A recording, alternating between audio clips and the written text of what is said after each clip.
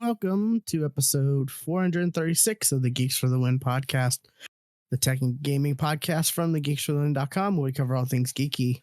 I'm your host, William, and I'm joined by co-host, Stuart. Known across the internet as Casual Terror. Right, we are recording on Disney Plus Day.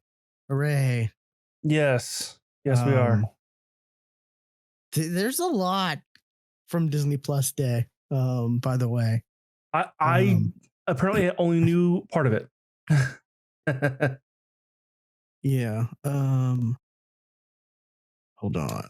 Let me pull up another list of something that I wanted to mention too. Kind of a PSA to people.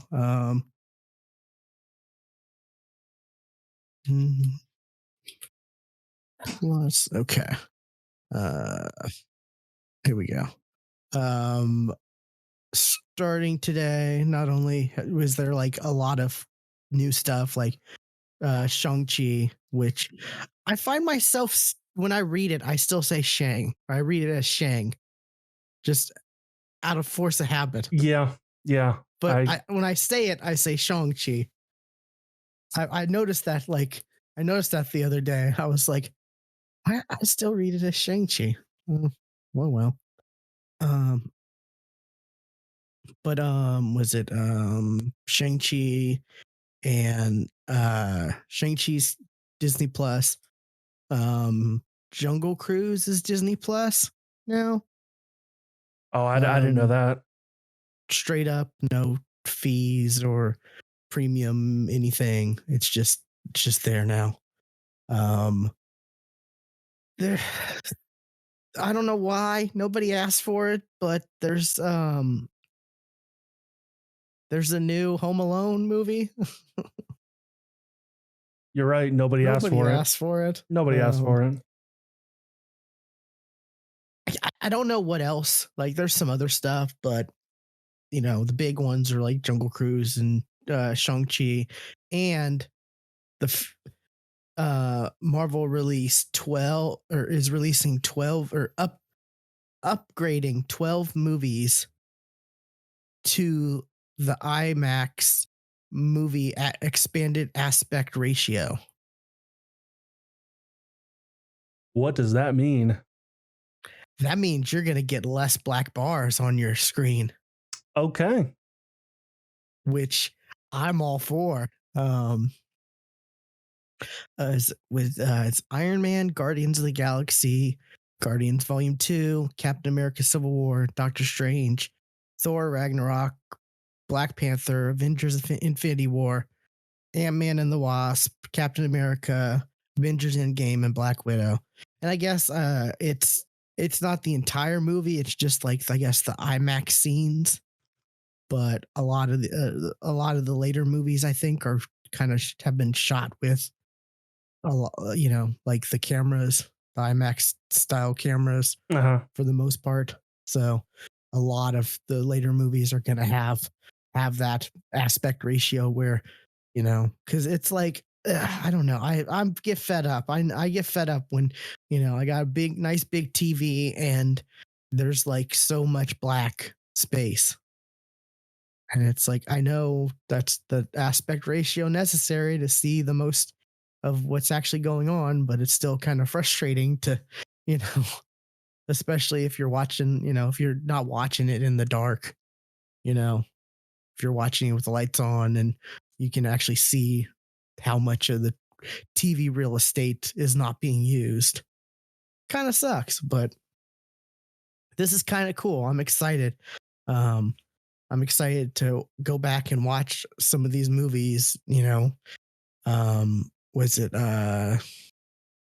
according to this article from comicbook.com, the IMAX offers as much as 26% more picture and depicts the image that many filmmakers intended to show when when they shot the film. So 26% more picture is great.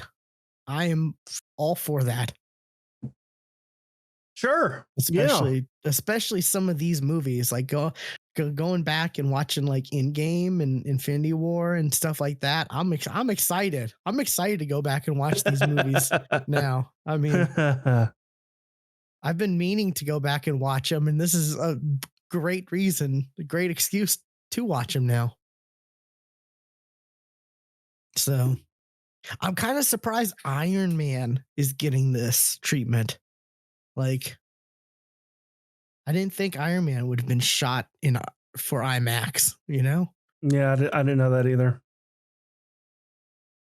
I mean, we didn't have an IMAX theater when Iron Man came out, so there's definitely no way I would know that, but I guess it was back then. But so that's been something I've been excited about. I read about this, I think last week this was announced, and I was just been waiting and waiting. I'm excited about that.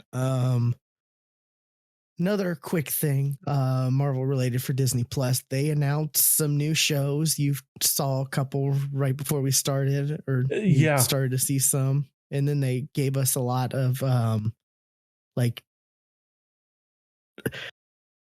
images, like was it like the title images for some? Yes, as well as confirming some. The big one, or one of the big ones, X-Men 97. It's where it's taking place immediately after the 90s X-Men animated series that ended in 97. Like, they're listening. Yes, please. They're listening. Yes, please. Yes, please. Yes. They're definitely listening to their fans, because this has been like I feel like this has been vocally asked for ever since Disney Plus came out. You know? Yes. So yes. Again, yes. yeah. There's a list of stuff here that I'm looking at. It's kind of poorly. It's a Marvel.com article, and it's kind of poorly like written. But we got an official title for the Agatha Harkness show. Agatha, House of Harkness.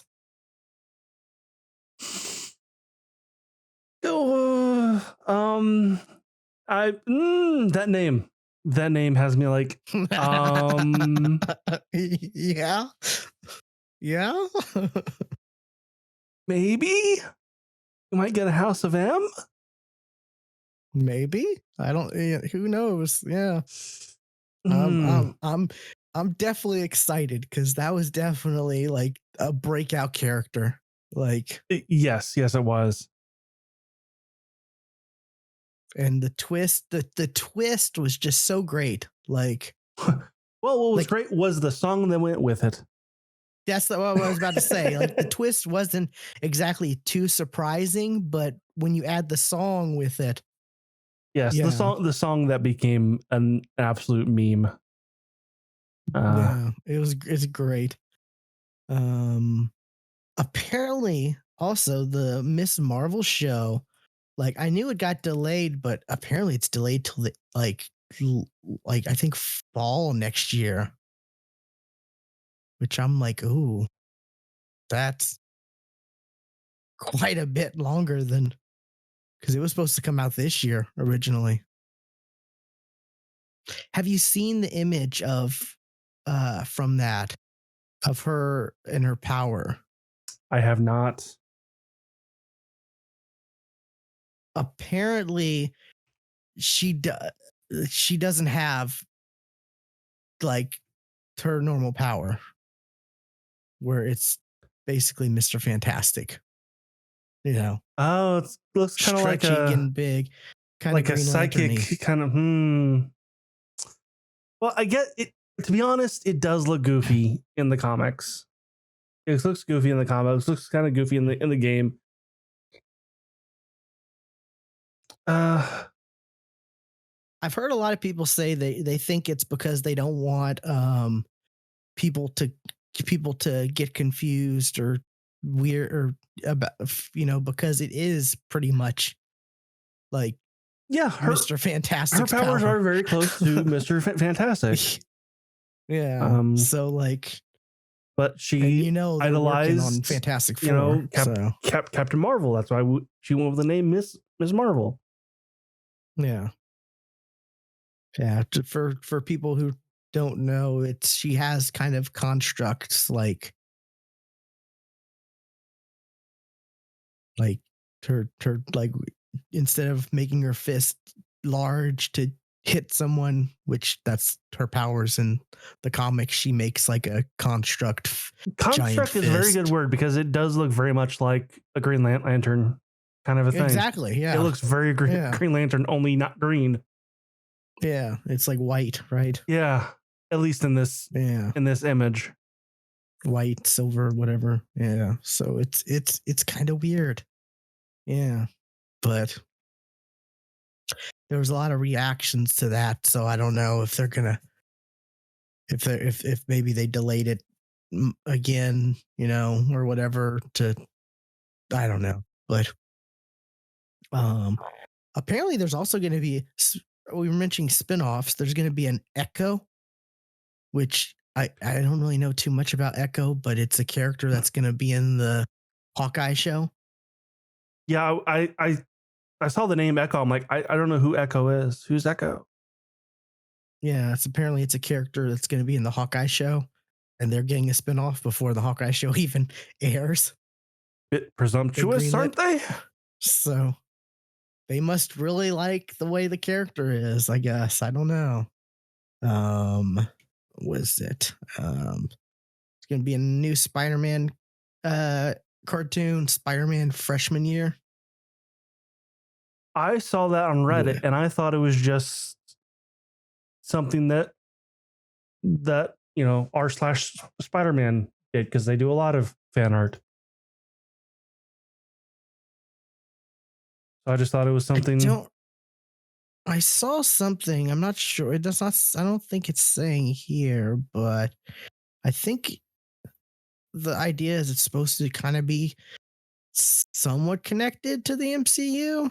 Like, saw that somewhere, but I can't really. Like I said, the article for this is just. It's not good. It does have the Marvel Studios logo on there. Yeah, that's true. So, and that definitely kind of makes you think that this is, because we never did get, even though we all know what Peter Parker's origin story is, we didn't see this. And he was already kind of established himself as Spider-Man when we first met him. So this would be like a Spider-Man year one. At least that's how I'm taking this. That'd be nice. I'd love to, like, I know people are tired of it, but I love the whole Uncle Ben. We might actually see an Uncle and get a reference to an Uncle Ben. That'd be great. I would love that. Yeah. I love the whole great power response, with great power also comes great responsibility, which is actually the quote, not what a lot of people say. A lot of people just say great power comes great responsibility. It's funny enough, it's actually also comes great responsibility. Anyways, She-Hulk. They're great. We knew about that. Yes. I'm excited about that. There's I don't know if there's like videos, or I haven't had a lot of time to see much. I only saw this like article that talked about some of the stuff while it was out on the bus and stuff. And apparently there's I don't know if there's like video or an image or something, but apparently Mark Ruffalo is going to be Smart Hulk in this, which a lot of people are kind of confused because I'm spoilers confused. in Shang-Chi. Spoilers for Shang-Chi at the end, he wasn't the Hulk. Right, he was Human Hulk. Human Hulk. I've never heard that. I've never heard that phrase before, but it just wasn't planning on saying that, but it did. But I did. He was Human Hulk. That's the way to say it. So yeah, it's curious, like what that means, you know? Yeah. Going forward with the Hulk, if this takes place before Shang-Chi. When did Shang-Chi take place in the? Do we know? Or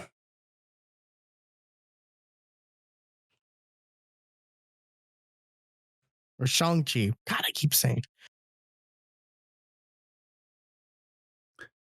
When does Shang-Chi take place in the timeline? See, 2023.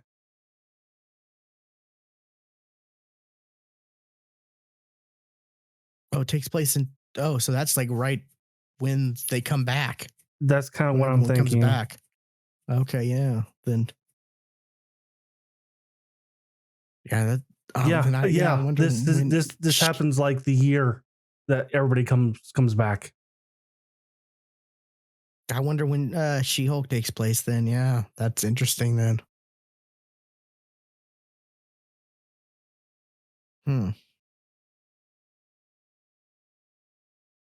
Because, yeah.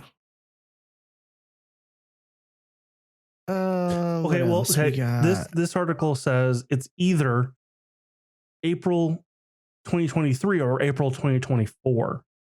So okay, it could be a year after. I'm guessing a year. That makes more sense. I don't remember them mentioning. Apparently, this says April, so we at least get a month somewhere. It was probably on a calendar in a background that somebody picked, saw. Yeah, that it was April. I don't remember them mentioning the blip or all that in Shang-Chi. Been a while since I've seen it though, so that could be it too. But that movie, that movie just went though. Like there wasn't a lot of like the pace for that movie. As I remember, it just kept going. So yeah, I think there was a mention of the blip. Like Katie kind of yelling in some rant about how crazy their life is right now. You know, people disappearing and coming back, and then that kind of sounds familiar. Oh yeah. Real quick, we got this says there was a special look at Moon Knight, which that might be a video somewhere. I don't know, but that's going to be an interesting thing, an interesting show. Like Moon Knight's a weird character. Moon Knight's a crazy character. Literally, he has multiple crazy personalities. Yeah, and he worships Moon God or something, right? I don't know much about Moon Knight, but it's Oscar Isaac, so when that's he's cool. given good, that's cool. When he's given good work, he does good with good work or with good stuff. As something that I'm going to talk about today, he was in, and he was fantastic in it. Was it What If Season 2, the I Am Groot show? We got Ironheart and Secret Invasion shows. We got titles for, and then the other new announcement, animated show, Marvel Zombies. Yay! Getting an actual show. Like, yeah. not just the what if episode. So I'm excited about that. Yeah. It'll be like awesome. The continuation of X-Men. Yes. That's going to be interesting. Like, it would be very awesome in Marvel Zombies if we get Deadpool. That would be totally awesome. Yeah. Do you remember how X-Men ended?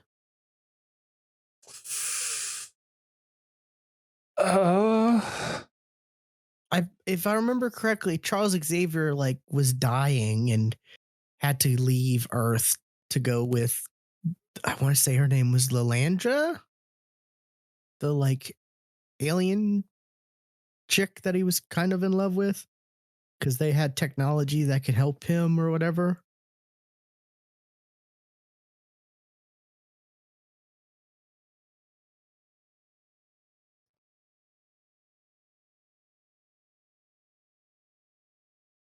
I'm looking it up. So, I haven't watched a show in a while. So I haven't seen it in absolutely forever. Like, yeah, not even, I haven't even watched it since Disney Plus, so it's one of those things where it's like, I meant to watch this, but never got around to it.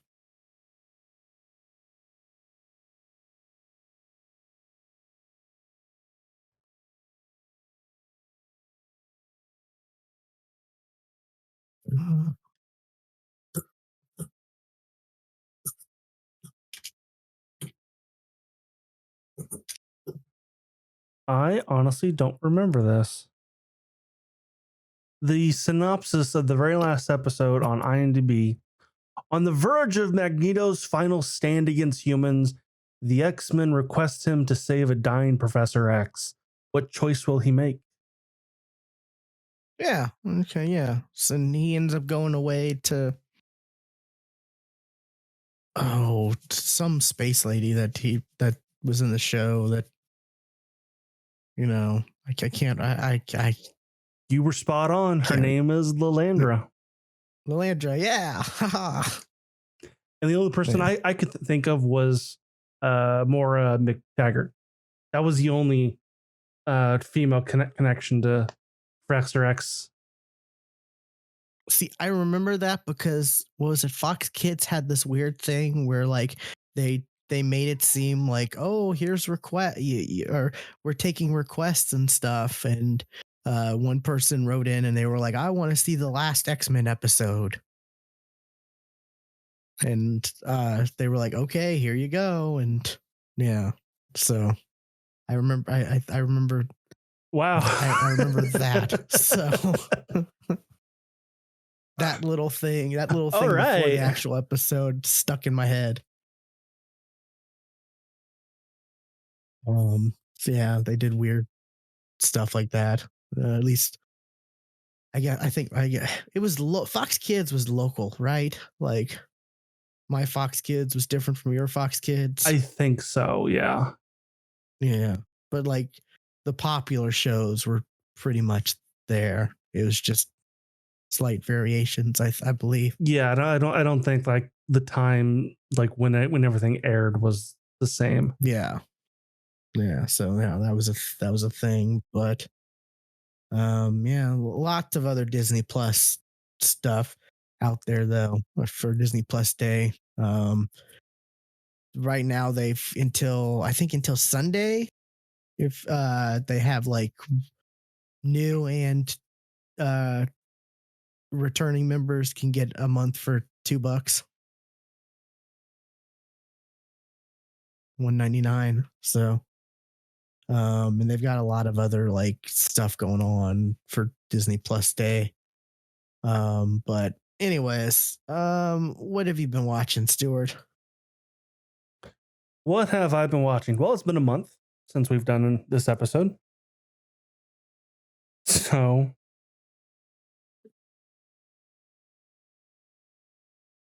I have been watching some things, of course. Let me see.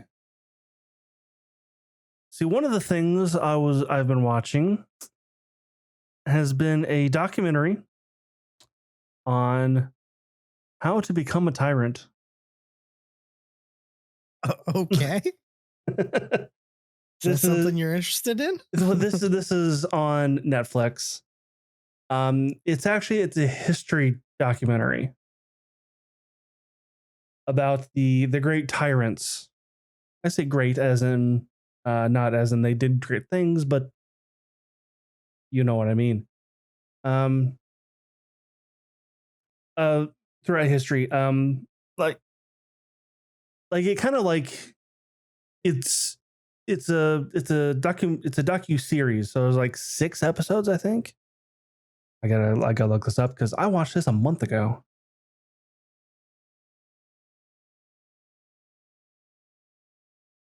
And it's narrated by Peter Dinklage. Oh. And it kind of like it goes through kind of like what some of these historical dictators did that was successful. And I mean, like they did this in the right way to make them, to put them and help them keep that power. Like the first episode is all about rising to power, and that, you know, how Adolf Hitler, you know, kind of how he did that. Then also goes over, you know, Saddam Hussein. Oh, this one I cannot say his name. Ida Amin, I don't remember. Then it goes to Joseph Stalin, Muammar Gaddafi, and then the Kims, on like how to rule forever.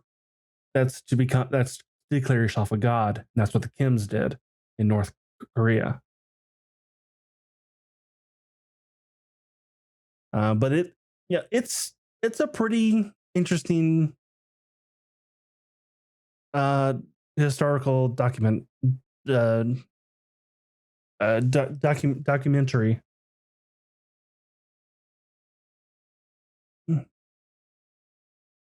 So just kind of like what they did, quote, right, not actually like ethically right, but what they did right to help them get the power and hold the power. Most of them, you know, are dead now, except for the Kims. The Kims are the only ones that are, you know, still in power. But well, one is. It's the Kim. It's the Kim dynasty. You know, it's, yeah. You know, started with his grandfather.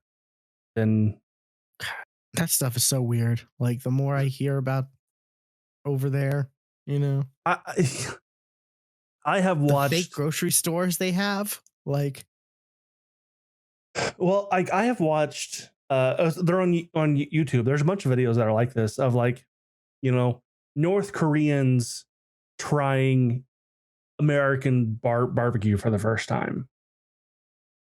And there's always these, you know, like while they're talking, you know, they're, you know, like, you know, what did you know, how were you taught about, you know, the outside world, basically. And it's like, you know, they're taught that, you know, that where they are right now is the best place to be, because outside the borders of North Korea, it is all terror, and like Americans eat children. They're terrible people. They will, you know, they'll eat your face on sight, but that's, you know, that's only if they're on drugs. I mean, they're not wrong. That has happened. As I said, this only if they're on bath salts, you know. I believe I've seen Florida Man. ... Yeah, but like, and it's funny because like they're told, like, you know, we send over food for them, and it's given out, and you know, and they wear clothing that says USA on it, but they have no idea what USA means. They have no idea what the American flag looks like. So they see this stuff and they don't know that they're literally wearing the stuff that they're taught to fear, and they're being given food out of basically pity. They're basically taught like, oh, they're giving this food out to us out of respect. You know, that's kind of how it's like, it's kind of awful. It's very awful. But yeah, How to Become a Tyrant on Netflix. What have you been watching? I'll lump two things together real quick. Well, in preparation for these movies being released in the IMAX format on Disney Plus, I started watching some that would lead up to some of the other ones.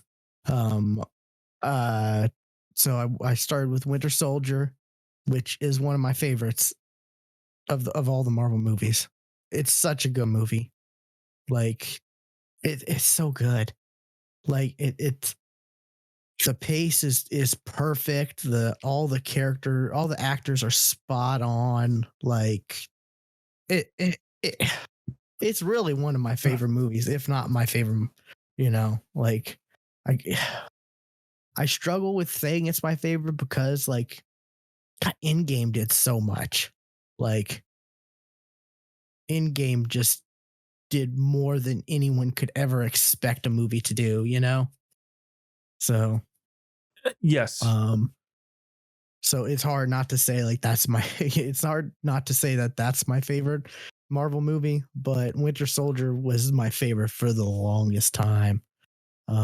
It's just like the fighting choreography is solid, like all the you know, and it's also just it's a spy movie too, like which I love a good spy movie. Yeah. So love it. Great. Also Avengers. God damn you, Joss Whedon, for being a scum of a person, but that movie is amazing too. Like all the little things watching it for the I don't know how many what number times was, but just all the things I saw and was just watching again and just like totally geeking out, like oh my god, like you know I need a boost cap, and uh Black Widow runs, jumps on the car, jumps off on his shield, and he boosts her all the way up. And then, you know, the when they're fighting and Iron Man blasts Cap's shield and it reflects off of it, and just all the different combos like they do, like you know, to the all the way to even when Iron Man's falling and Thor's about to go, and then the Hulk just comes out of nowhere. Like Yeah. I know that stuff's coming, but I get hyped every time I watch it. Like it's just such a good, solid movie, and all the little things. And also, I forgot And then Ashley Johnson right there. Ashley Johnson. Yeah, I was about to say that. Yeah, and remember when there was all the speculation that the waitress is going to be a big thing in the MCU? Yeah. The waitress from Avengers. I mean, she was framed in such a way where it looked like she was going to be. Oh, she's in it a lot. Like they show her a bunch, and then they give her, you know, a big speaking role, you know, when she's talking about, you know, oh yeah, they saved me. And, you know, she gets a lot of words at the end, you know, when they're interviewing her on the news. they definitely,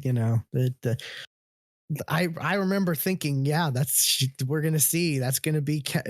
Yeah, I was one of those suckers who thought that was gonna be yeah, something. me too. Me too. And that was before I knew who Ashley Johnson was. Well, I remember thinking at the time, like, man, she looks familiar. And it's now looking back, like, oh, that's because I definitely saw her when she was a kid on Growing Pains. Oh yeah, yeah, exactly. Yeah, Growing Pains. I didn't know at the time, but looking back on it, that's why I thought she looked familiar. Oh, and she looks spot on. Like there's no there. If you look back at her on Growing Pains, you're like, oh yeah, that's Ashley Johnson. Yes, like there's yes, exactly. It's not one of those like, oh, you grow up and you look totally different. No, she looks. It's not it's not Taliesin Jaffe on Mr. Mom. Because that was like, nope, couldn't tell you. I didn't even know that was a thing. Yep. I have to go look this up later. Taliesin Jaffe is one of the kids in Mr. Mom. Really? Yes. Oh my god! Like one of the actual like main character kids. Yes. Oh wow. Okay. I'll have to. Okay. Interesting. Yeah, but yeah, I just like watching these two movies. I think he's the youngest kid. That makes sense. Okay, yeah. But God, it just reminds me how good we have it from Marvel. Like they put so much care into their movies, and even they're like, we as fans, we're just like, oh, Thor: The Dark World, bleh, all that's, but like that's not a bad movie. It's just not as good as the other Marvel movies. Like I would still watch Thor: The Dark World before I watched like Suicide Squad or a lot of the other DC movies. Yes, exactly. Yes, absolutely. Okay, I was wrong. He's not the youngest kid. Okay, yeah, but you can definitely kind of see like, oh no, that one's him. Because I just sent you an image. Yeah, I see it. Yeah, but yeah, I've seen these movies so many times and rewatching them, I was just enthralled with them again and just cheering and, getting excited about every little thing and seeing all the setups for future movies, that I've seen now. Like there's a lot of love and care put into these movies. Like, a lot of people, Marvel, it's a business and they always want to make movie or they want to make money and all this and that. And yes, Disney Overlord is now the thing, but like Kevin Feige, like him being the one who controls everything, like that's how you do a shared universe. Like, well, you put somebody who's in charge, who cares about what they're doing, who cares about what, about doing a good job, not just like making a bunch of money, but cares about actually doing a good job. That's it. That's it. And he knows his stuff too. Like, yes. That's the one of the key things is a lot of these producers, movie studio producers, stuff like that. They only know what their assistant told them, they only know the cliff notes their assistants gave them when their assistants read a bunch of the source materials, the comics and stuff like that, if that much.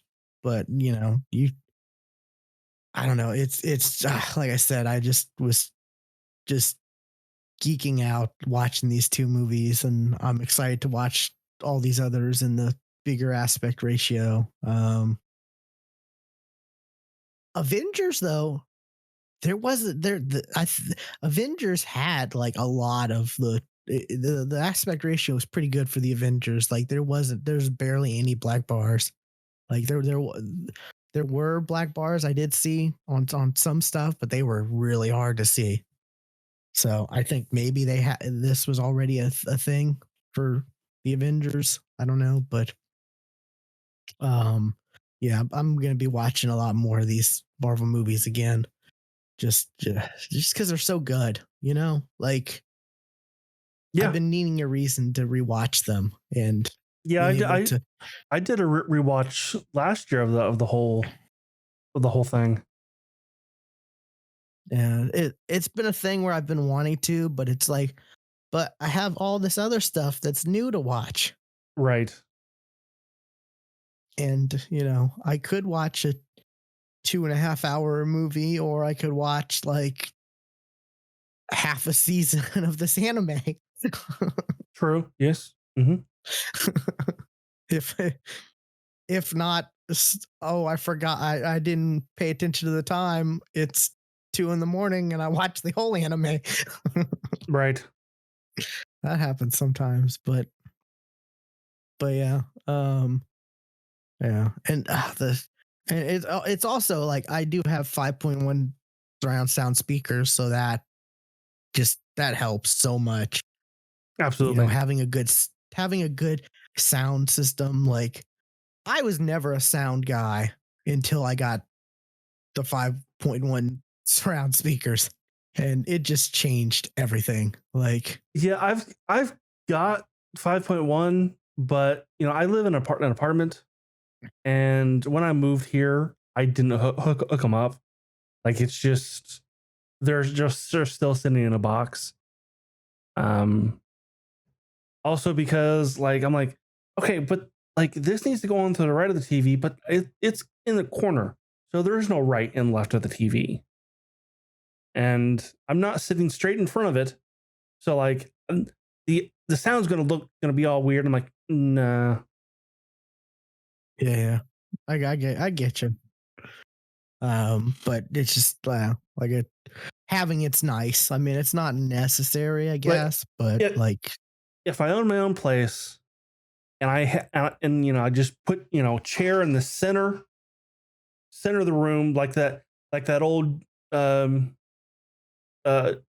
stereo commercial where the guy is sitting in the big armchair. If I had it set up like that, absolutely I would set it up, but I don't. I'm not gonna. So I'm picky like that. Yeah, I'm not like directly in front of my TV, but I'm a little off to the side, so I have my TV like tilted a little. But yeah, I mean, for the longest time, I didn't like. Growing up, we just had it was just this TV speakers. Yeah. And then I got we got the surround sound for the living room, and then for the longest time, just for me, my TV, in my bedroom, I just had like a sound bar, and that worked. Just having one of those sound bars makes a big difference too. I've never actually used one of the sound bars. So, but yeah, what's another thing you got though? Another thing I got is this is on HBO Max. It's a little movie. I don't know if you've heard of it. It's called Dune. Dune Part 1. And I absolutely loved this. This was a fantastic movie. Wait, Part 1? Yes. I did not know there was going to be a Part 2. Not many people did. I think I had heard that there was going to it was going to be split into multiple parts, so I wasn't too shocked. But apparently, a lot of people were shocked when the Dune title pops up in a little bitty subtitle, blinking you miss it kind of a thing. Part 1. Yeah, I haven't gotten a chance to watch this.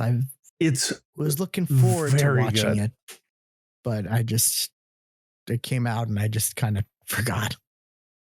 It's very good, but before I watched it, I also I listened to the Rooster Teeth podcast, and they talked about it, and Blaine was on there, and he's a huge fan of Dune. Like he had he read the books as a kid and all that kind of stuff.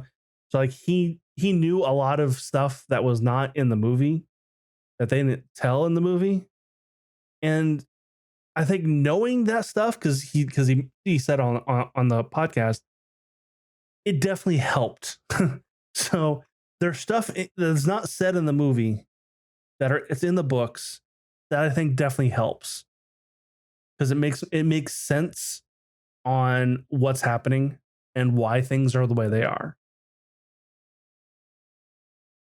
Like, it's never stated in the movie why, it's a space, it's they're a spacefaring civilization. This is, tens of thousands of years in the in the future.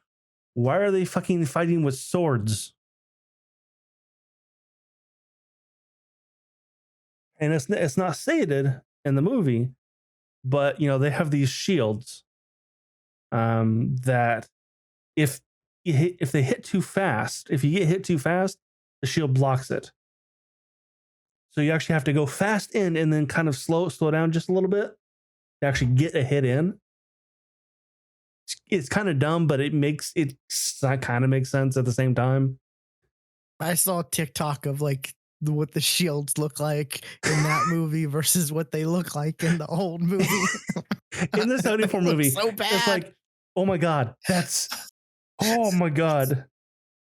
It's so bad. Like, yeah. how did that get approved back? I mean, like, well, that movie is apparently just awful anyway. Yeah, because like it's fucking they look like Minecraft. Like, they're just blocks. They look like Steve from Minecraft. Anyway, they said that if that shield is shot with a laser, with like a laser beam or something, it would explode like a nuke. So hey, you don't want to do that. If you're on a battlefield, you don't want to shoot the laser. So they fight with swords.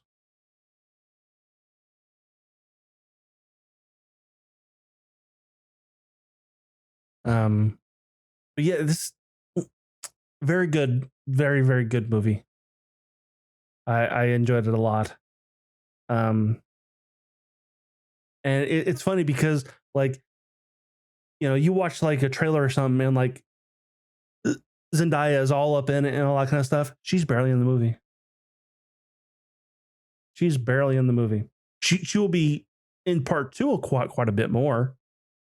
But she's okay. But it basically, kind of spoiler, it ends with like the main character and Zendaya's character kind of meeting. That's kind of where it ends.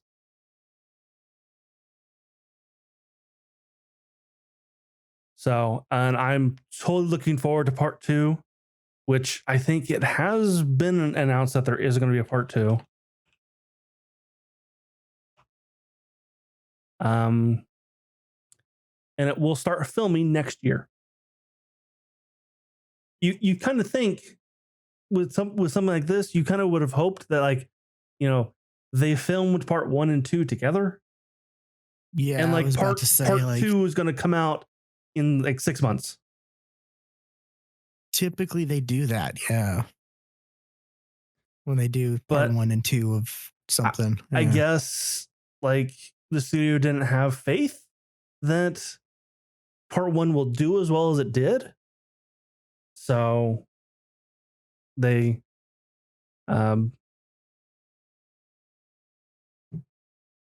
didn't greenlight part 2. Yeah. I mean, and also it's we're at like it's a rough time, right? Like, this was probably filmed right before COVID, right? I don't know. Or as, like, I don't know. When was this? See, when was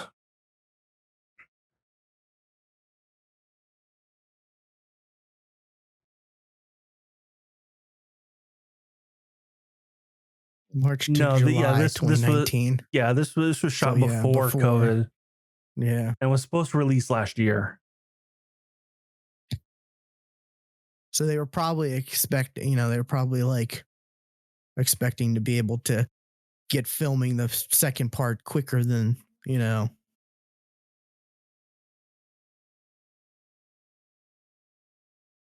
quicker than the first part came out, Yeah, and here's an article on Screen Rant why they weren't filmed back to back. And apparently Denis Villeneuve, the director, is relieved that they didn't. Yeah. Also, they have a lot of cast who are a lot of big name cast members. Yeah. Right. Oscar Isaacs, which we were talking about earlier. He's in this and he's fantastic. Jason Momoa, Josh Brolin, Jason Momoa, Dave Bautista, Stellan Skarsgård, which he looks very interesting because he's got prosthetics on, so he looks interesting.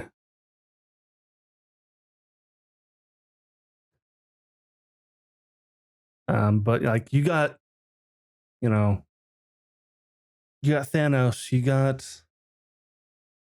Aquaman, you got Drax. You got Drax, you got MJ. Well, okay. And you've got Moon Knight.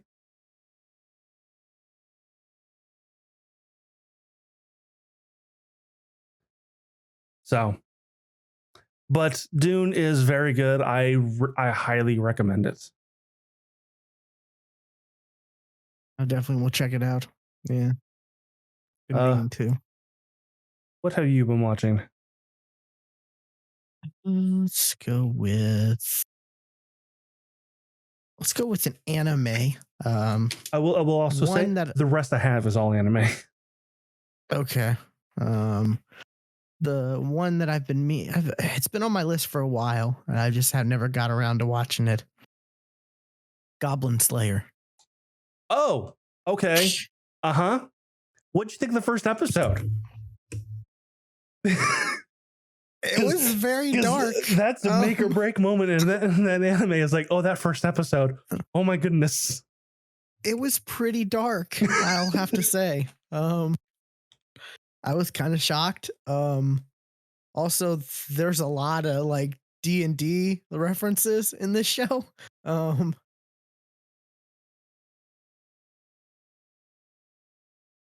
Which I enjoyed those little references and stuff like that.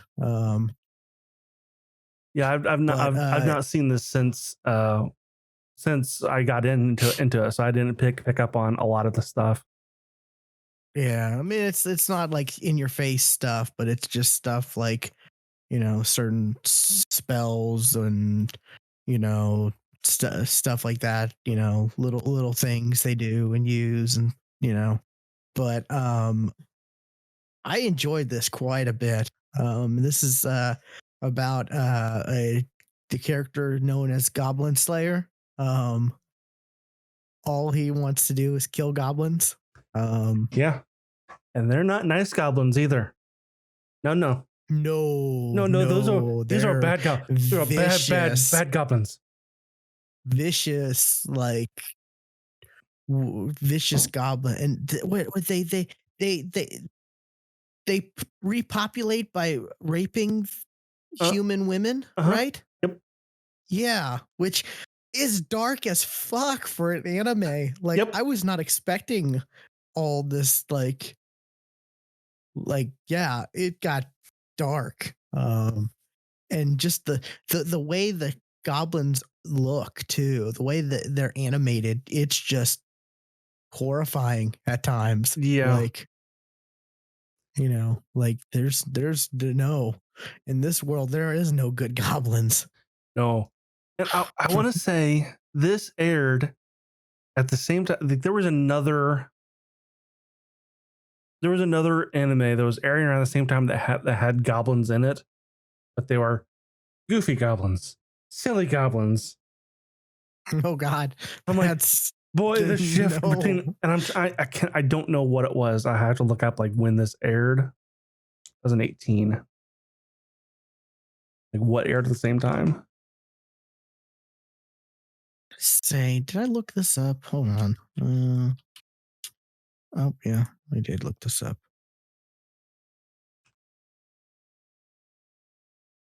Okay, there's oh no, Goblin Slayer 2 officially confirmed. This was in October, so I'm excited about that. There is a movie too, a Goblin Slayer movie.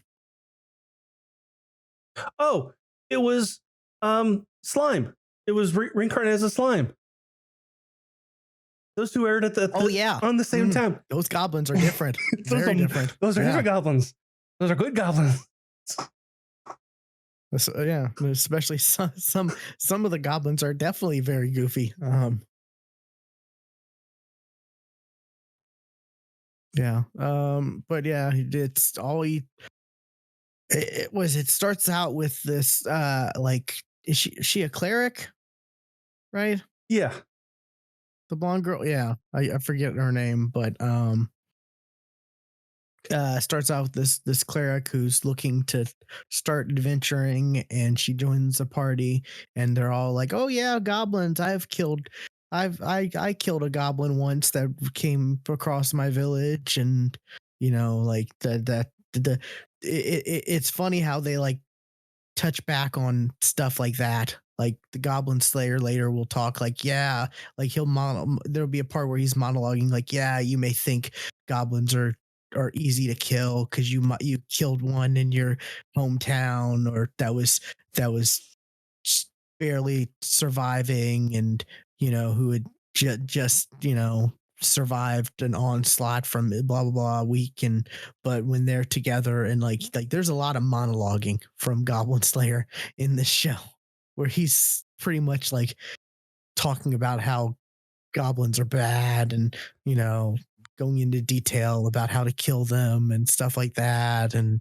yeah, it's kind of like a narration. It's not like he's monologuing to a specific person. It's more of a narration type. Yeah, it's more of like monologuing. He's an informative narration.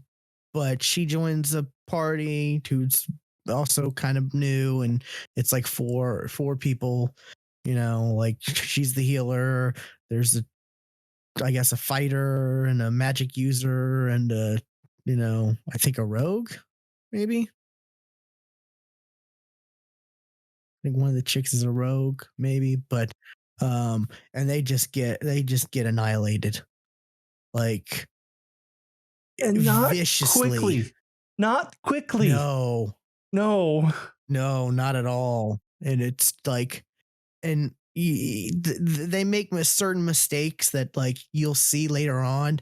Like the detail in this is great. Like Goblin Slayer is like, when he's talking about like his sword, he's like, you can't have a long sword in caves, and that's like what happened to the one fighter boy. Is he had a long sword, and he would get it, like he would hit the ceiling and not be able to move it around, and stuff like that. So you see like the mistakes people make when fighting goblins in that first episode, and then later on they're explained and pointed out. It's a smart anime, but again, very, very dark. Very dark. Yeah. Oh, I did not expect that. Yeah, and I did not. To be honest, the first episode is the worst. Like that, out of like the violence kind of shown, at least in like the rapey sense, is like the worst. There was another episode where they team up with another adventuring party, and the elven chick, she gets kind of like overrun by the zombies and starts freaking out. That was a little horrifying. I remember. I don't remember that, but like I said, it's been like 3 years since I've seen it. So, oh yeah. This is like maybe a couple weeks. Yeah. But yeah, it's a really good solid anime. The animation's great. I really like the style of it. It's a very serious anime too, serious tone, and like I said, there's season 1 and then there's a movie. Yeah, which according to my anime list, the first part recaps season 1, and then it's new story after that. Yeah, it was like it wasn't like the first half, but yeah, there was like a good 20 minutes where it was just a recap. Yeah, which I was kind of like, oh, really? But it's a good movie. I enjoyed it. I watched the movie too. But yeah, Goblin Slayer. It's not quite what I expected, but I enjoyed it nonetheless. It like I said, there's a lot of details that were put into this show, and like you said, I would say, yeah, it's a smart anime. Like, it's not just like you can, like I said, I was able to pick up on a lot of like, oh, that's kind of D&D stuff that they're, referring to, and or at least some of the stuff that they were, that's in it is also in D&D. Yeah, it's which fantasy. Yeah, but I mean, like, they're actual like stuff that I can point out from D&D, Right, not just like generic fantasy anime. Right. Which I liked. I've wondered, like, why isn't there more like animes that like reference D&D more, more like, They're out there. yeah. And this definitely is one. Enjoyable. I can't wait for season 2 to come out. I'll definitely watch it when it does. But yeah, Goblin Slayer. What else you got? Well, like I said, all the rest I got is all anime. Part 2 of Jobless Reincarnation is airing, and I'm now a couple episodes behind now, but I've been watching. I picked it back up because I didn't quite finish the first part of season 1. Because I like it. Because this is one. It's a smart anime. Like, I kind of like Goblin Slayer, but it also has its issues. Where like the reincarnated person, like I've talked about Jobless before. It was like, dude was a otaku, the bullied, and it's shown how badly he was actually bullied, which definitely makes you feel sorry for him. But at the same time, he's very pervy, but not in a funny way. Oh, in a total creepy way. Yes. Yeah, in a very creepy way. Oh. And it's like, which it has toned down on that like a bit. So it at first it was bad, like when the first many episodes are kind of bad, but then it tones it down to tell its story. And yeah, like this is a smart anime. You definitely see, he makes mistakes and learns from them. Like in part 2, there's this, he's, they're him and like this girl. I don't know how to really describe her. They She's his cousin? Yeah. Yes. Cousin. Technically they're cousins. Cousin. Yeah. Yes. Cousin. But like his side of the family are kind of like the black sheep. Yeah. And their side are like royalty. They're nobles. So she's kind of like nobles. Yeah. So she's kind of stuck up a little bit, but she's a very good fighter. And an accident happens that transports them like to another continent, and they're basically trying to get back home. And they're trying to like get money to like, you know, travel and stuff. And they team up with this elf person that has, there's kind of like a bad stigma to like his race. Like they bring death, they're killers and all that kind of stuff. That's really not. But you know, the kid, he's like, you know, he wants to make a name for himself and, you know, earn a lot of money. You know, he's also greedy. So there's this part where they're on a quest to go kill this monster in this forest. And I know exactly what you're talking about. Yeah. And they meet up with other adventurers who are also on the same quest. And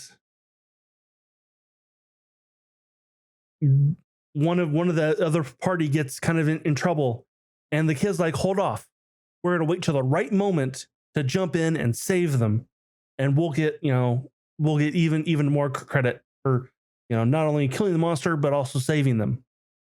Next thing you know, one of the kids goes, because there are kids in this party, goes flying across the sky, smashes into a tree, kind of explodes onto the tree. And Does like, no, you should not have waited to just do that. You should have jumped in and saved him. You shouldn't have done that. And he really takes that to heart, because he really kind of beats himself up, because it's a horrifying like scene. Yeah, he's responsible for letting that kid die. You know, I don't know about responsible, but he definitely feels responsible. But I mean, if you're able to do something good, then you should, and blah blah blah. You know, yeah. Like Amazing Spider-Man's Uncle Ben said. Yeah, but at the same time, it's like I also think, like, you know, somebody's in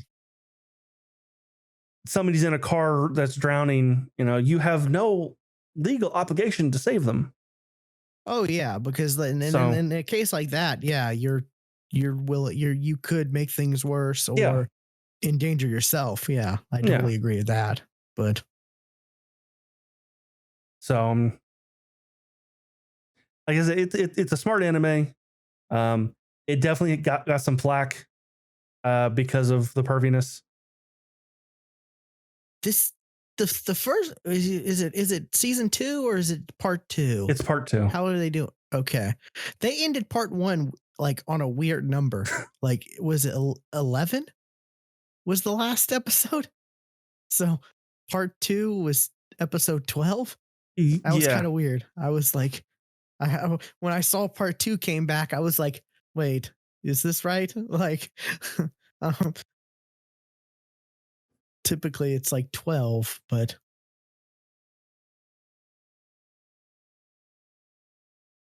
yeah, I'm looking it up. Yeah. Latest, I think it's 13, right? They only have 2 episodes out so far.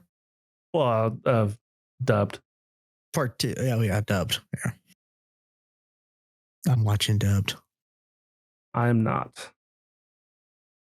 So, I've not seen the latest 2. So, but if you can get past the creepy perviness, it's a good anime. But I'm frustrated with how close they keep coming with his former teacher. With his former teacher, like they literally, Roxy. Like, he's walking down an alley and she literally walks behind him. Like, come on. Like, yeah. Which they would have if he didn't like. He changed his name.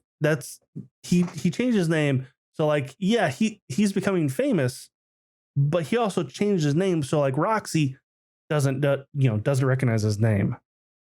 Yeah, but he did something where they like I forget, but I think like before they were so close to meeting, he was doing something or he was hesitating or whatever, and I think But anyways, yeah, and then there's another part where she like sees the other two fighting, Fighting sparring on the beach, yeah. and then But she doesn't runs know and I them. just like, Yeah.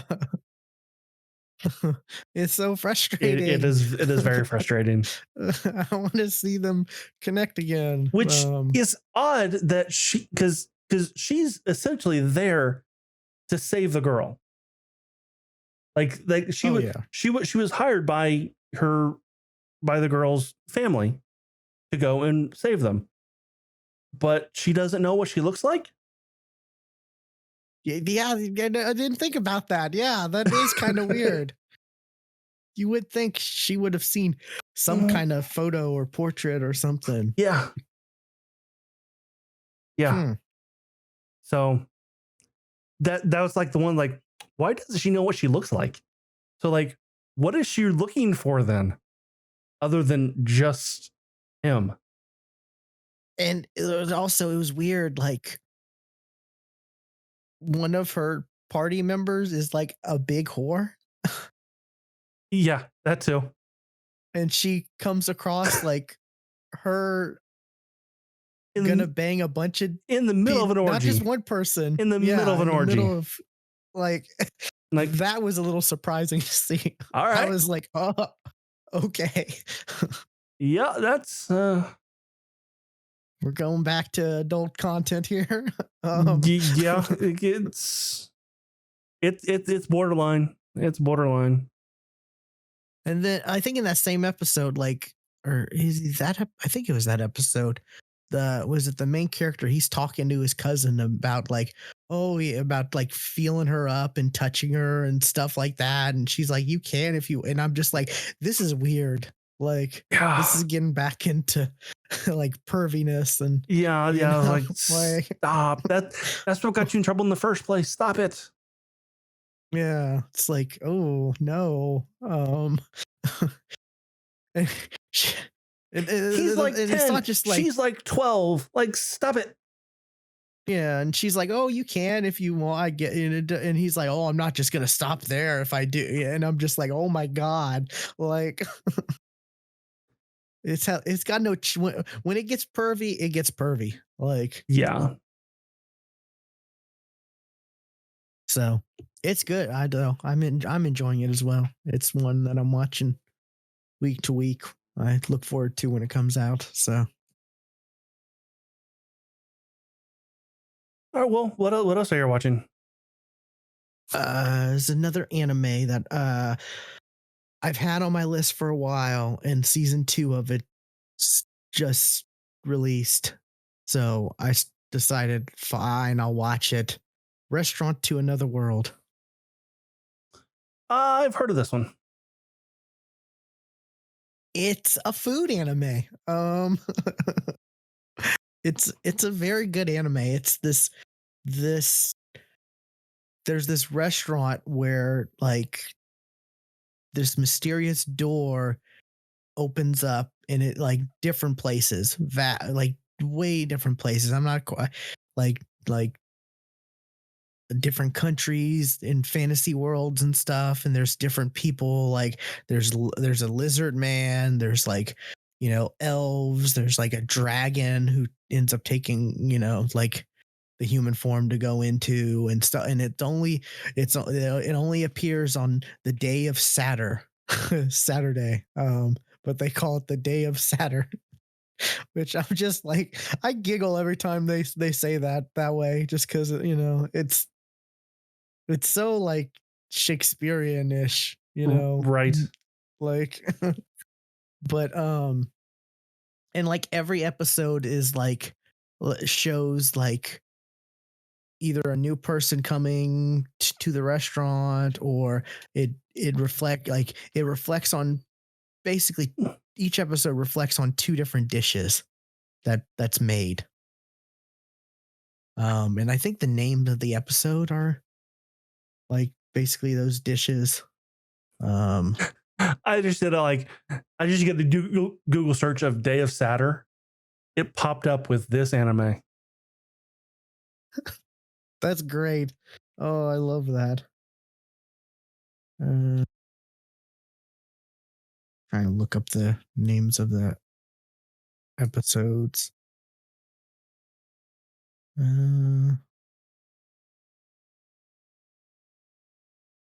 Season 1. Let's go to season 1. Okay. Oh no. Why are those?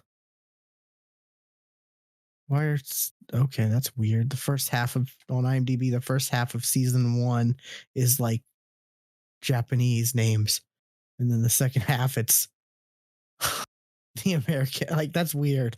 Curry rice and chicken curry is one. Another one is hamburg steak and assorted cookies.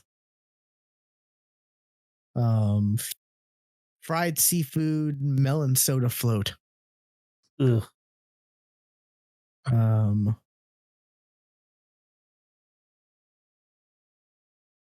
mean, melon soda float could be good, like depending on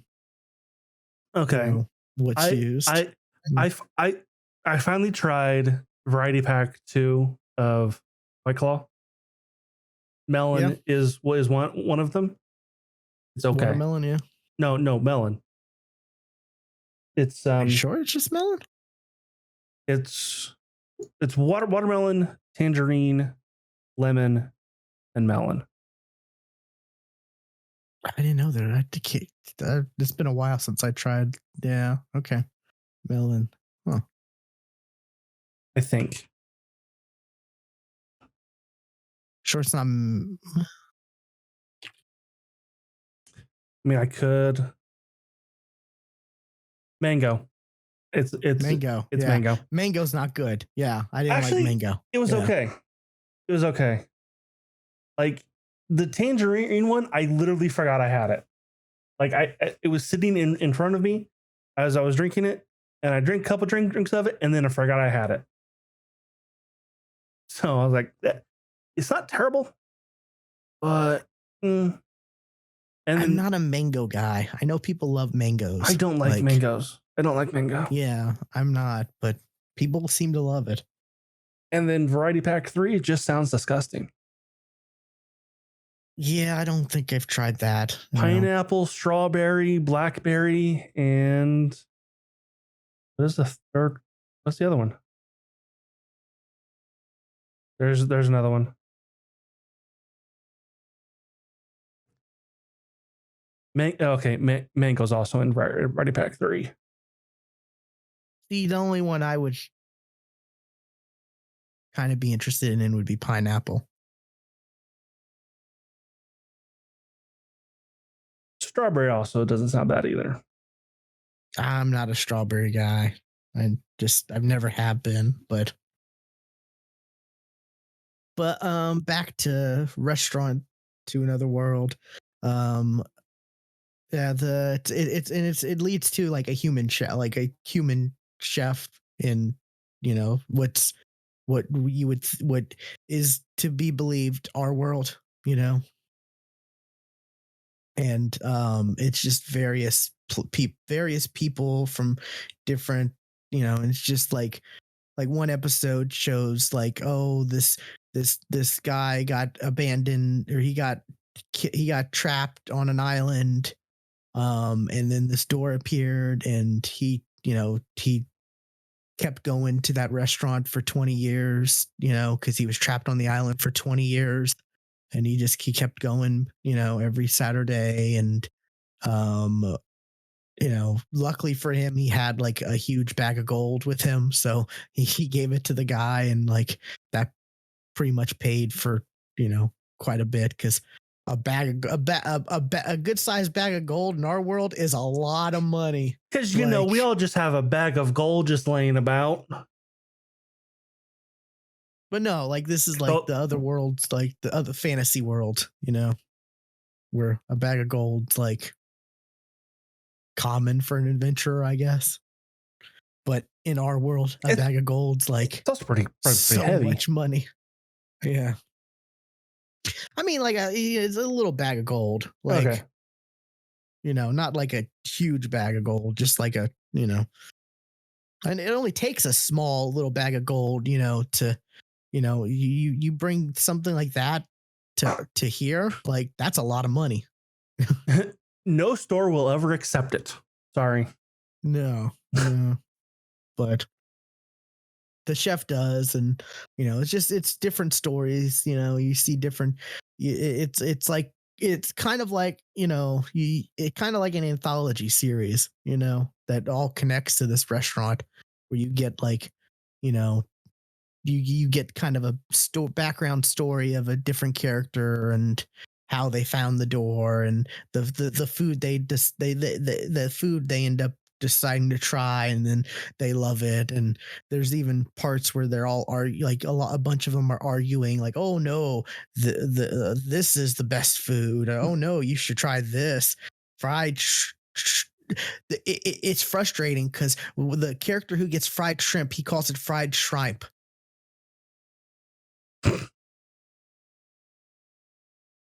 But he says shrimp at one point, and then he goes back to calling it shrimp.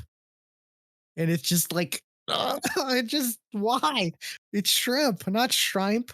Like, it's just, it's frustrating. But yeah, it's pretty good. And, like it's one of those like food ones where, it's one of the like food animes where it's like focuses on the food, properly and gives it the respect. So it's good. Season 2 just started. I'm enjoying that. It's just and it's one of those where it's just like, damn it, I'm hungry. Like, yeah, I'm sitting here just looking at the food itself, like, damn. I've never rice never looks as good as it does in anime. White rice. Right. I've never thought that white rice looks good as much as I do when I see it in anime. Like, it just looks so good in anime. And, I ended up buying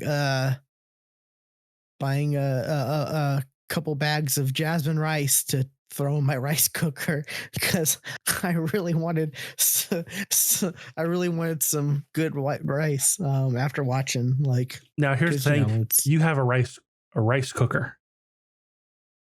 It's a little small thing. Yeah, it's not a big one. There's no like fancy settings. You just push down a little lever. That's like having a kettle in America. I mean, that's like, you don't usually see it. Yeah. I think it was like $20, it wasn't anything special. It's not like they have fancy ones where,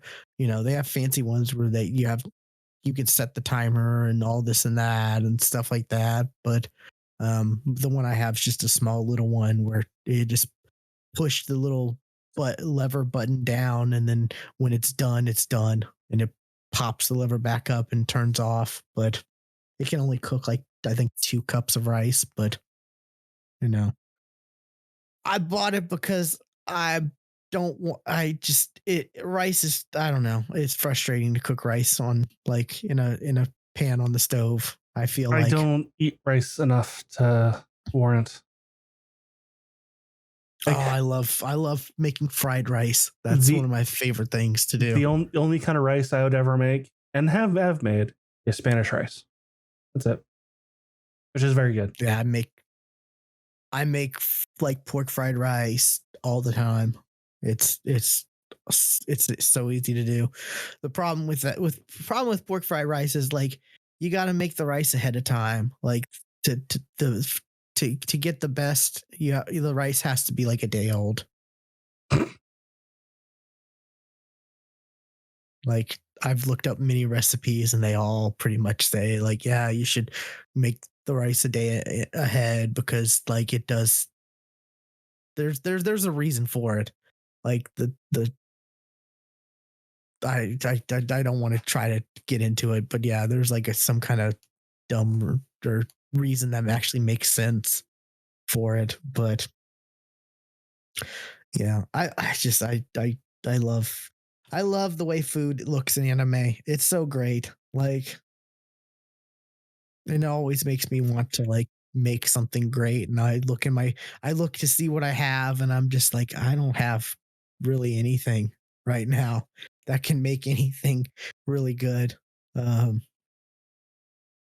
I got tired of watching all these animes where they have like the like cream soup where it has like potatoes and meat and veg and all that. You know what I mean? Like the typical adventure soup that they make. I got tired of seeing that so many times that I made my own. Like I did that the other day.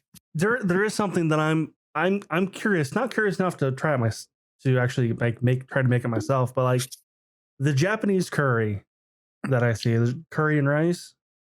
I'm so curious what that tastes like, because I've never had curry. I don't know what Indian curry tastes like. I don't know what handle spice. I don't know what curry tastes like. Well, I don't imagine spice, that Japanese curry is like Indian curry. I don't know. That's at least in this episode, or at least in the. I mean, there is hot anime, but like, or hot curry. Yeah, but I mean, because I read something, or maybe I saw on a video, but it's like the level of spiciness that people like nationally can handle. It depends on how far away you are from the equator. So like if your family is like from like closer to the equator, like Mexico compared to us, like in like India, they typically like spicier foods. Where people more north, it's more bland. Yes, that makes sense. People love spicy food here. Yeah, I mean, I can't handle it. Like I literally can't handle it. Like even the spice, even the slightest spicy stuff, like like, and that's hot sauce, Tabasco sauce. Like, and that's also a generalized statement too. Like that, it's just my genetics. Yeah. Right. You're like me. You're probably from mostly Europe. Mostly Northern Europe. Yeah. Was it according to 23andMe, I'm like 98% Northern European and like UK and Ireland or like whatever. Yeah. Yeah. Like, I'm like 98%. I can definitely trace a lot of my roots back to the UK, Germany, France. That definitely that area.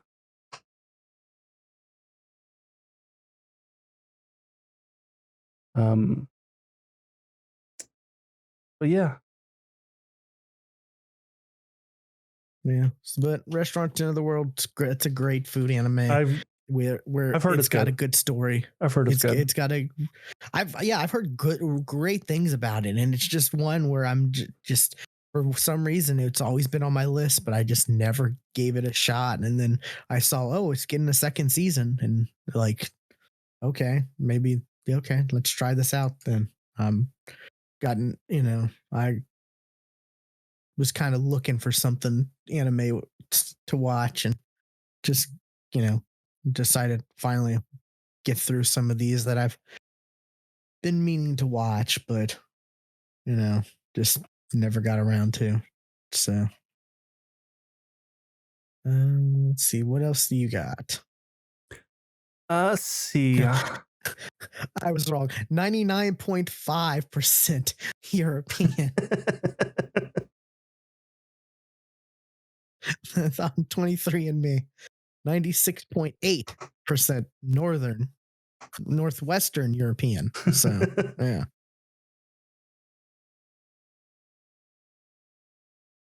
Let's see. I've been watching. Okay, here's a long title. The world's finest assassin gets reincarnated in another world as an aristocrat. There's a synopsis right there also. Now, It's an isekai. Where it's guy from our world is the world's finest assassin. I will point out, dude's an older gentleman too. Like, it's not just like a young guy or like even middle aged. Like this guy's seasoned.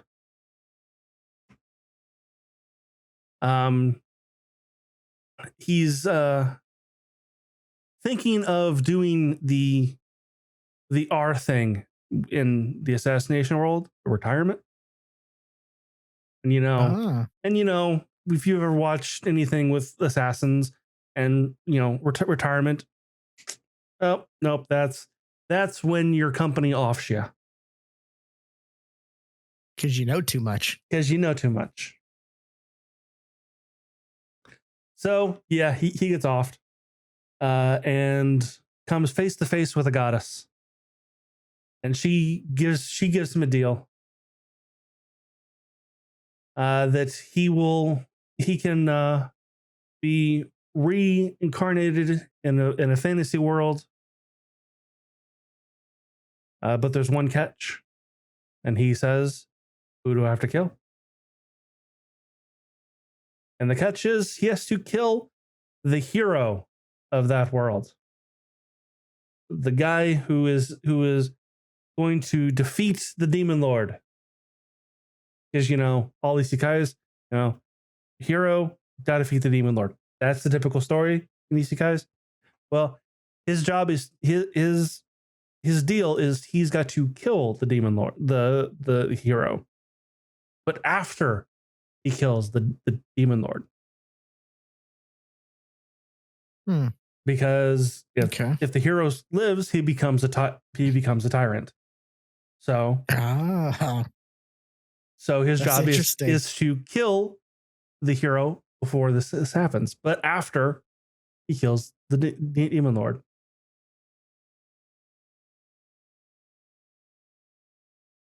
And I will also say this: he's a sniper. Like that's kind of his specialty. He's a sniper, and he reincarnates in this world. There's magic, but there's no firearms. So being, the seasoned man he uses magic to basically create firearms. Okay, interesting.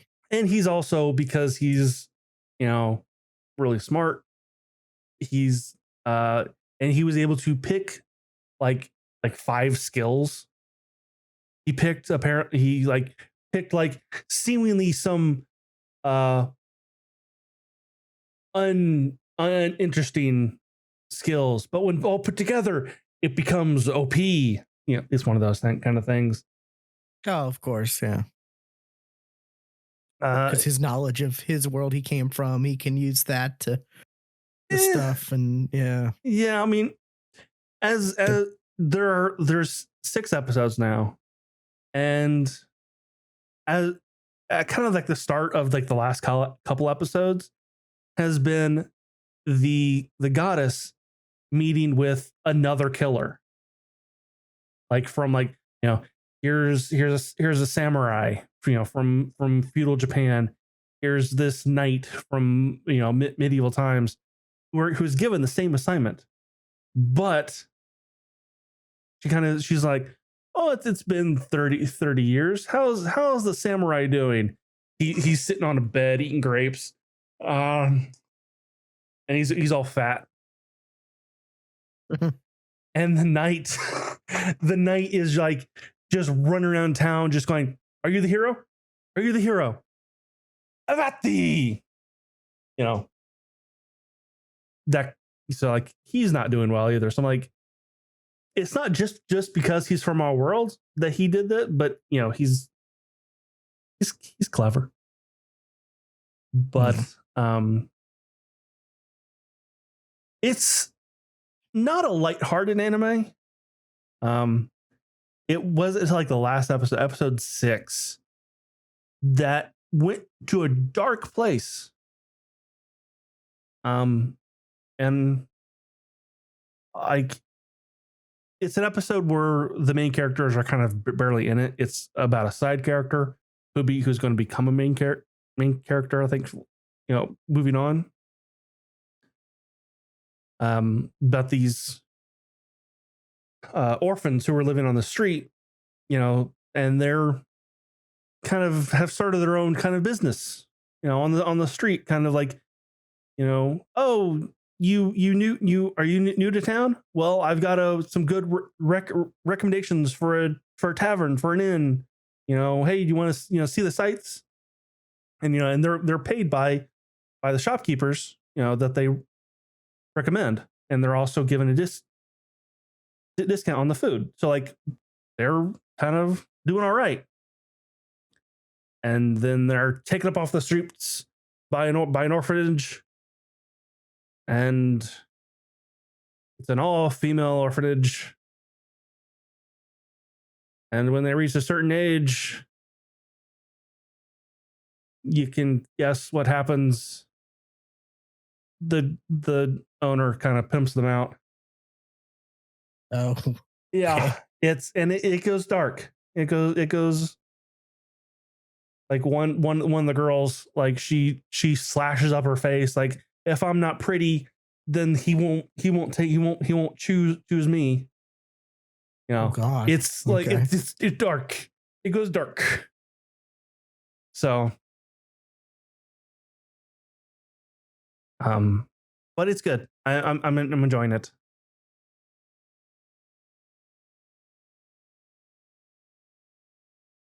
Okay. I kind of wish that, in that particular episode, that the main character killed the owner of the orphanage instead of handing him over to the authorities. But that's just me. Yeah.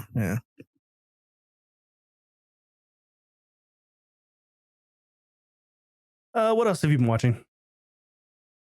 Another one I've been meaning to watch again, and it's also a food one. Food Wars Season 4. This has been out for a little bit, but it's just it's the naming of the Food Wars seasons and stuff like that, just in the way the app is for Verve and all the, it's just, it gets so confusing, and trying to figure out which season is this, and where did and also trying to remember where did I leave off. It's fourth plate. I mean, that tells you right there. Fourth season. Well, not just that. It was like, I also was saying, like, and where did I leave off? There you go. Did I watch season 3, or did I watch? And it's like, okay, let me look through the synopsis of them. Okay. Yeah. Okay. Food Nazi. Yeah. I remember that. Which I've talked about it before. Like, I guess season 3, I mentioned there's one of the characters' dad who ends up is pretty much a food Nazi. Like, that's the best term I mean, he just oozes like kind of a Nazi type vibe, because he's all like, like, it's, there's my way is the best way. There's no other way to prepare food, and no soup for you people, all you people who prepare food in ways that I don't think is the best, you don't belong in the school, and all this and that. And this is another one where it's like, oh my God, the food they make is just, it's not fair. That's why we want to make a bunch of this food, is because you're watching all these food animes. I know, right? And it's the thing I love about this is, like, they get so like the thing that shows how much they love the food is it makes their clothes explode off. Not really, but like you see a representation of their clothes exploding off when they enjoy something really good, except for when the food Nazi really likes something, because he actually does make people's clothes explode off, apparently.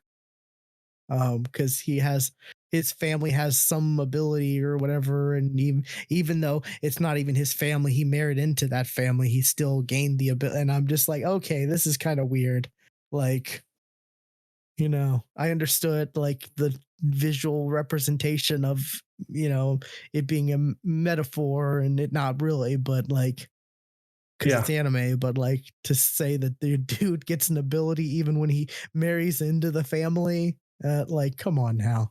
Like, but I guess they do it so that they throw it in there so he can't deny whether he likes something or not, because this season's all about like because in the school, like there's the 10, which is like the it's a council of like 10 people who have like, are ranked by their numbers, and you're able to, if they get, challenged to a food war, which is like basically Iron Chef, you know um they lose their spot on the 10. And the dad is trying to kick, the dad of one of the girls is trying to kick like all the people out who doesn't, like who who isn't his like, perfect culture, who doesn't, you know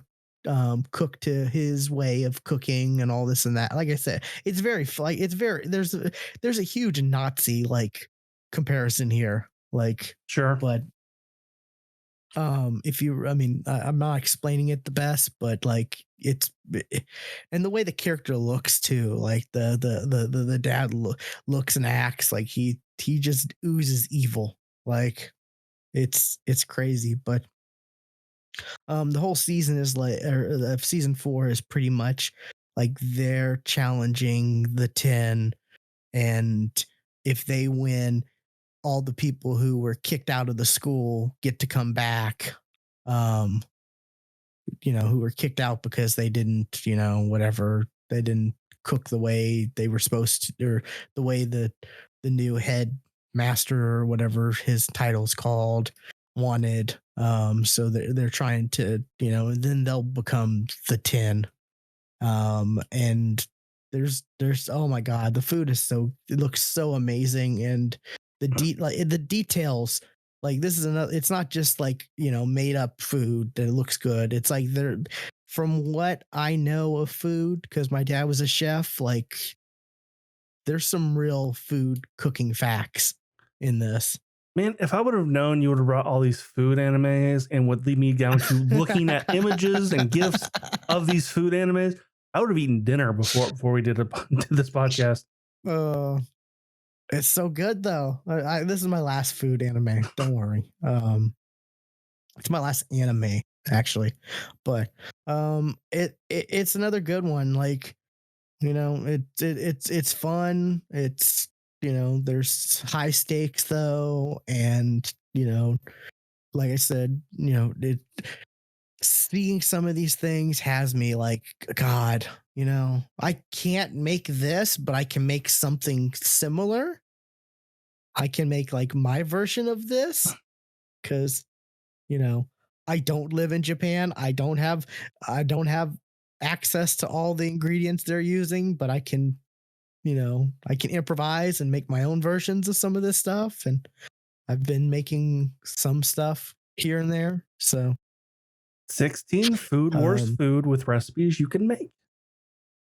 Did you ever see the video where, I can't remember what it was, but like there was a video from some theory or some, was it the React, the Reacts, I think, where they were like, don't eat, see if you cannot eat the, and I'm just like, no, nope, I would eat it. No.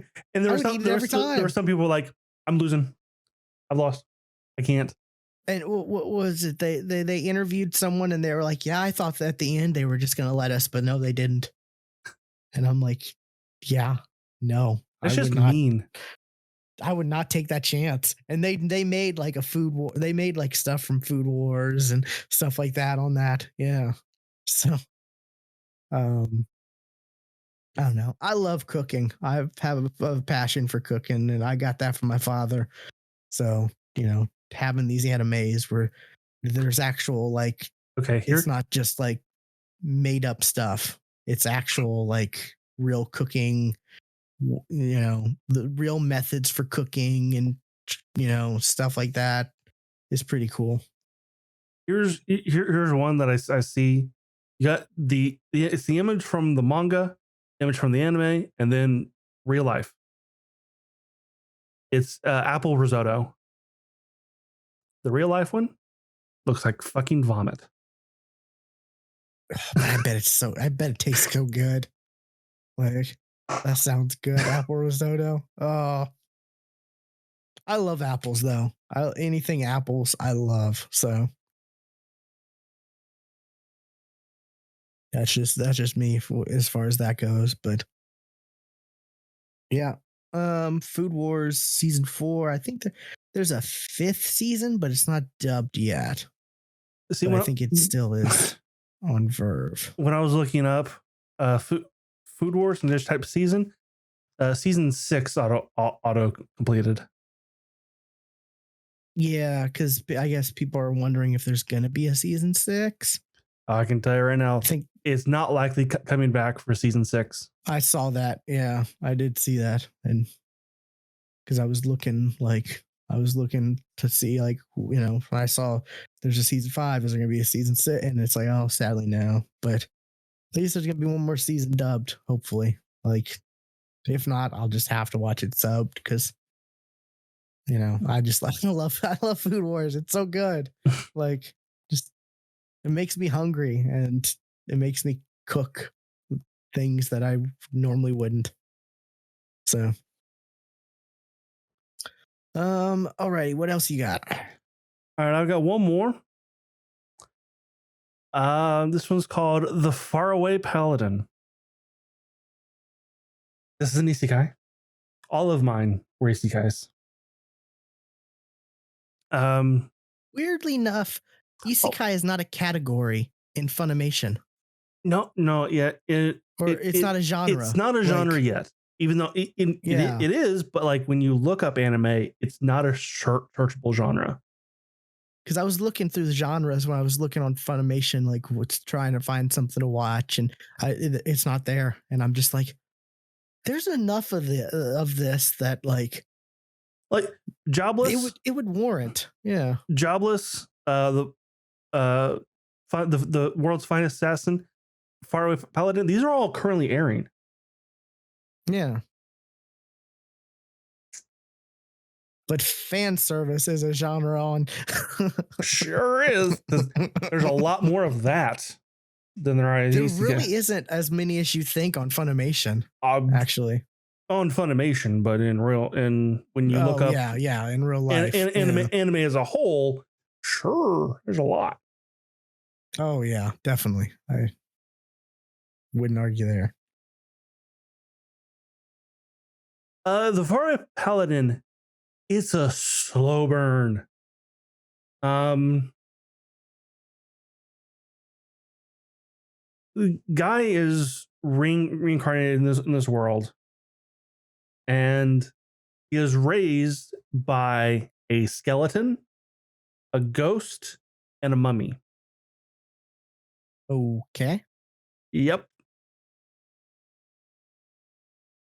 And that's all the characters you have met in the first 6 episodes.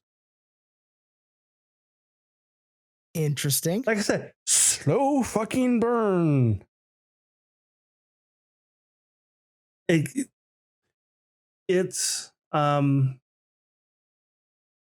he has memories of his past life, but he doesn't tell the people who's raising him. And the ghost teaches him magic because he was a well-known magic user in his day. The skeleton teaches him fighting because he was a really good, well-known warrior. And the mummy, and if they didn't say that she was the mummy, I wouldn't have told you she was the mummy because she doesn't look like no mummy.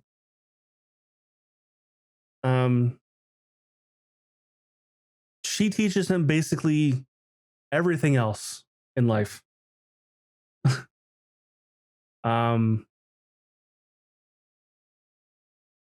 and this the skeleton and the mummy are basically he ends up basically calling those two his parents. Okay. Because like they were also kind of a couple when they were alive too. And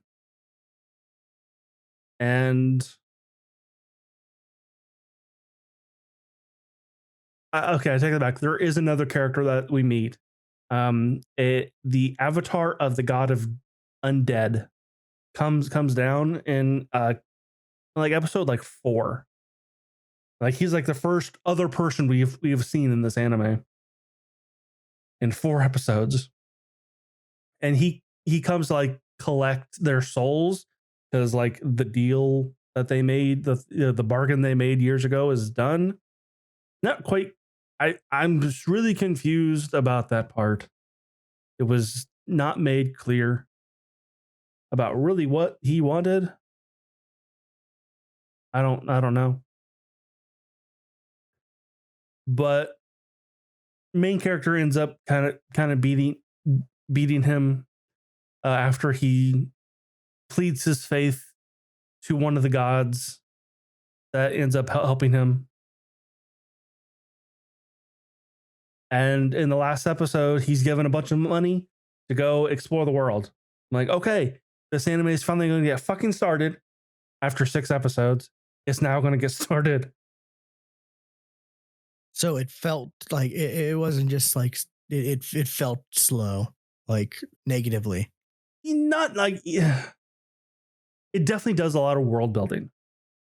Like there's a lot of world building at the beginning, but not so much world building as in like societies, but like as in like how this world works, which is not that complicated. But it's really a slow burn. Like so far, it's like,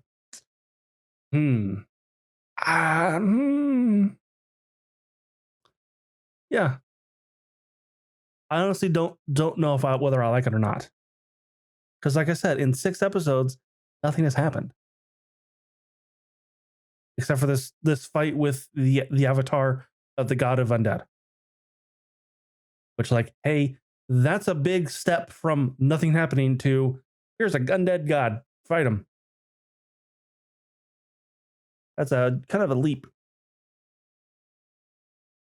So I'm kind of imagining like, yeah, this area has been isolated for like 200 years and not a living soul has been around. He's going to explore the outside world in this modern day. I'm kind of expecting that.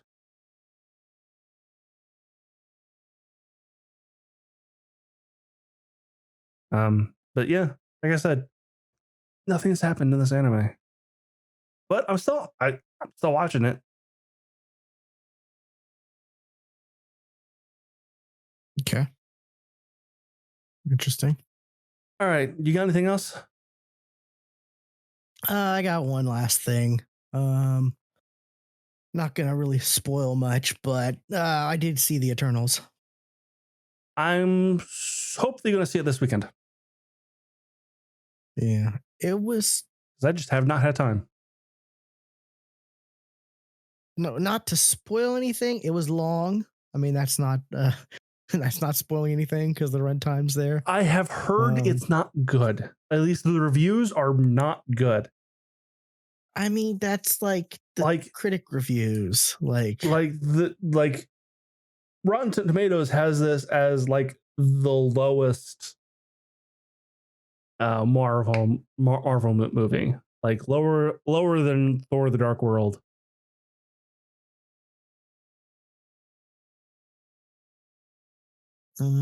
Believe last I looked at the audience though, it was at like 80. Yeah, it's at 80. I'm looking right now. Audience is 80, which 80, sure. Which that's good. I mean, it's a gorgeous looking movie. I believe this whole thing was shot like with the IMAX cameras. So, I did see this in IMAX because I saw that it was shot with like the IMAX cameras. So I'm like, okay, then yeah, I'll definitely get the full benefits of seeing this on IMAX then. Yeah, it's 2 hours, 37 minutes. It's I really don't I went into this not really knowing anything about the Eternals. Like only little things here and there. I know nothing. You know.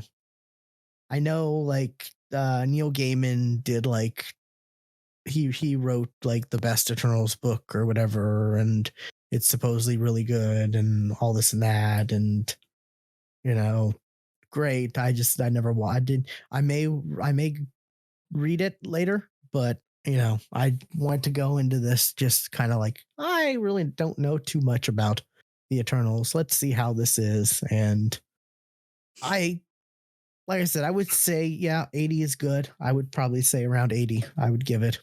Okay, good. You know, I would not. I can see like it's different from the typical Marvel movie. Yeah, that's kind of what I've heard. Like, and you even said it yourself earlier. Like, a lot of the good Marvel movies are like they're this kind of movie, but also a superhero movie. Like they're a spy movie, but like also they superhero. have their own genre. They're a heist movie, but also a superhero movie. And this is not Kung Fu. Yeah, it's movie, a Kung Fu, but but also superhero. Yeah. And this one is just superhero, from what I've heard. Kind of sci-fi, I would say. Okay. It's very sci-fi, you know, because they're like, you know, they're created by from celestials in outer space and all this and that. And I look forward to actually talking about this more in depth, but I just brought it up because one, I didn't really know if you would actually go and see it or not, to be honest. I just haven't had the time. It came out at not a good time for me. Yeah, Extra Life, definitely. Yeah. So, yeah,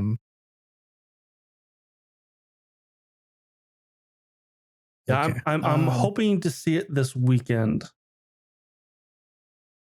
I would say it's worth seeing, definitely, if you're invested into the Marvel universe like you and I kind of are. Mm-hmm. You know, we love the MCU, and you know, this definitely adds more to the world. This explains some things. It looks great. I've heard a lot of the action scenes are very interesting. I like the way some of them. I like the way some of the powers work. Like, not to like the way there's a speedster in this. The way they use her powers is different from like either of the Quicksilvers we've seen. Okay, and I like it. It's great.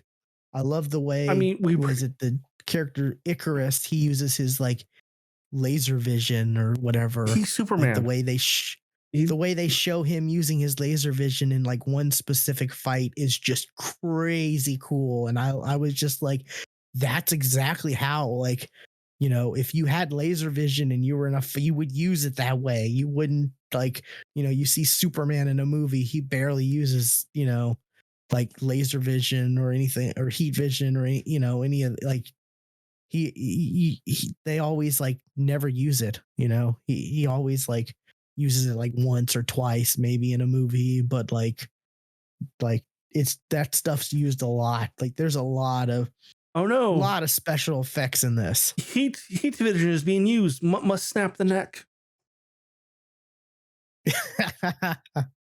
Oh god, yeah. I don't know if you've seen the trailer or not, but there's even a Superman reference. Like, I've not seen that in the trailer. But yeah, there's a kid who goes up to him and says, "Oh, I saw you're Superman. I saw you on TV." I mean, looking at the trailers, I mean, his powers, he's Superman. Oh yeah, definitely. There's a lot of surprising things to this that I did not expect, or stuff I expected didn't happen, and we'll definitely go on go into that more details once you've seen it, but overall I enjoyed it. There is, a mid-credit scene and an in-credit scene too, so stick to the very end. Yeah, for that. I always do. Yeah. It's surprising how many people don't. Like, really? Or they see the mid-credit scene and they're like, okay, and then they leave. And it's like, this is the 24th Marvel movie, maybe? Like, but to be honest, have y'all not the people who leave don't care. I guess, yeah. They're there to watch a movie. They're not there to see they're not there to see a Marvel movie. They're there to see a movie. Yeah. See, I ended up seeing this, like, I saw this. Would I see this on Monday? It was either Monday or Tuesday. I can't remember exactly, but I almost went and saw this opening weekend just because I kept almost getting spoiled so many times. Like, just on TikTok alone. Like, I haven't seen anything. There'd be on TikTok. I have not seen anything on TikTok. I'd see so many things. I was like, oh, the Eternal and I'm just like, oh no. Like I have a lot of Marvel stuff on my TikTok for some reason. Like, I mean, I like Marvel, so yeah, but like, I kept seeing a lot of stuff, and I'm like, oh crap, I'm gonna have to stay off TikTok until I see this so I can avoid spoilers, because it was everywhere for me, anyways. And most of my Marvel stuff, weirdly enough, is like bloopers, like blooper reels, gag reels, and stuff like that from like the main MCU movies. And I'm just like, okay, great. Or interviews of the cast, and I'm like, great. That was fun to see one time. I don't want to see the same gag reel like 4 times. Please stop showing me this. Like, yeah. But yeah, and see, like, it was getting all these like horrible reviews like before the movie even came out, and obviously critics. Yeah, critics. And I mean, it's all these, it's the same old white guys who've been critics for the last 30 years. Right, but they didn't, but like they rate the other Marvel movies pretty high. True, I guess. Yeah. Like Shang-Chi, 92. They rate most of the Marvel movies pretty well.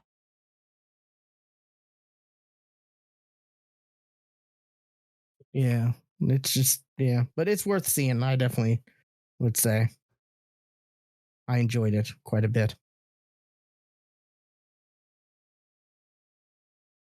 So look forward to you seeing it so we can actually talk about it in details, because there's a lot of stuff on this that kind of, there's a lot of stuff I want to talk about. I really do. Like yeah. Out of all of the Marvel Cinematic Universe, there are 2 things that are rated lower on Rotten Tomatoes: Iron Fist and Inhumans. Yeah, like I said, this one does something different. It doesn't completely follow the typical Marvel formula. Like, there's a lot of boxes it checks, but there is some stuff where it, like, I do have a couple complaints, but like, we have to get into spoilers, so I'll wait till you see it, and we'll touch into that. But overall, I enjoyed it. I thought it was good, and audience score is all that is what matters the most, at least to me. I've always, movies I like, the audience score is always higher than the critic score. So I'm sending you a link to an Eternals comic. Look who the writer is.